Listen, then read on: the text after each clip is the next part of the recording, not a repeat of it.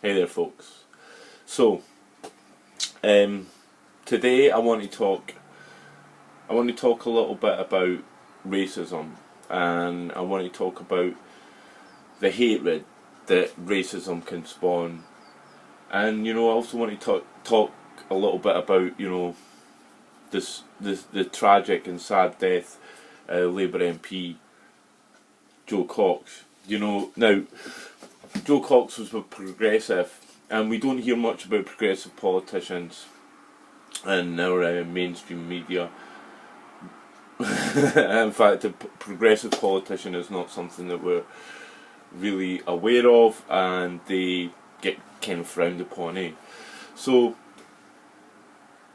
Joe Cox was murdered by a guy who was affiliated with various right-wing groups, and it's like really sad, and I find it morally repugnant that we're living in a world where these types of groups and organisations and individuals can openly call for violence against people. Now, I'm a great believer in civil disobedience, and I also believe that violence and militancy plays a great part in our fight against whatever the established elite, against civilization, against the forces that are destroying you and I and the planet that we live in, whatever you want to call it. And we've got to understand that there's a very important difference between violence against an individual or a person, or violence against people, and violence against property. And these guys they're openly calling for violence against people, progressive people like Joe Cox that stand up for human rights, and they're standing up for the rights of refugees when nobody else really seems to go there, and it's really quite sad, and it spawned that hatred and that racism. And next week there's the EU referendum, and I'm voting to remain, and it kind of scares me and worries me that when I have discussions and arguments with people about why they're choosing to vote to leave, and one very good reason to vote to remain is the murder of Joe Cox. It's that nationalism and that bigotry and that isolationism that is not going to do you or I or any favours, and we need to fight it. This racism and this hatred is endemic in our culture. It's woven into the fabric of our society. It's not something that we need to understand that, and we need to accept it. And racism and hatred, you need to uproot it from your daily life. We need to uproot it at a local, a national, and a global level, and we need to accept that it's part of who we are, and we need to you need to uproot it. And like I've said before, you and I, we like to think of ourselves as open-minded and inclusive people, and we don't want to ever think of ourselves as racists or bigots, hopefully.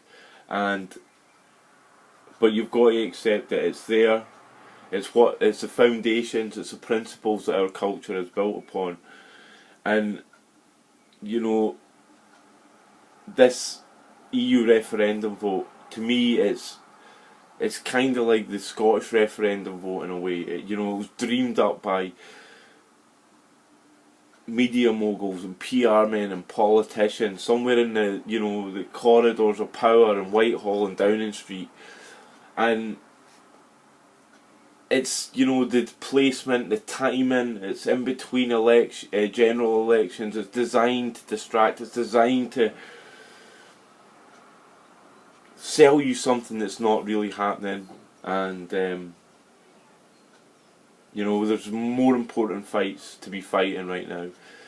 But yeah, that's kind of what I want to say, and and I want people to be aware. If you happen to watch this video and you think what I'm saying is, or agree with some of what I'm saying, is just try and be aware of it. You know, the hatred and the racism and that sort of reactionary thinking that murdered, took the life of a progressive person, a politician, yesterday. You know, those forces are endemic in our culture and we need to uproot them. Vote to remain. Vote for progressive politics.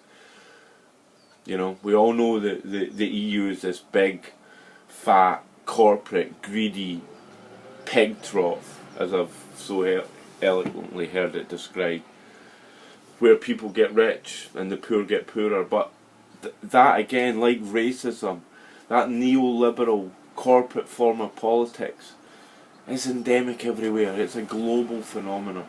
You know, if we'll vote to leave Europe, we're not going to have anti-neoliberal policies here. We're not going to start to defend public services. We're not going to renationalise the railways. Or, you know, we're not going to give people a basic income. We're not going to move progressively forward. TTIP will go ahead, regardless of whether we're in Europe or out of Europe. We need to fight Europe. There's people fighting TTIP right now in Europe more effectively than we are fighting TTIP here in the UK. And these are the reasons.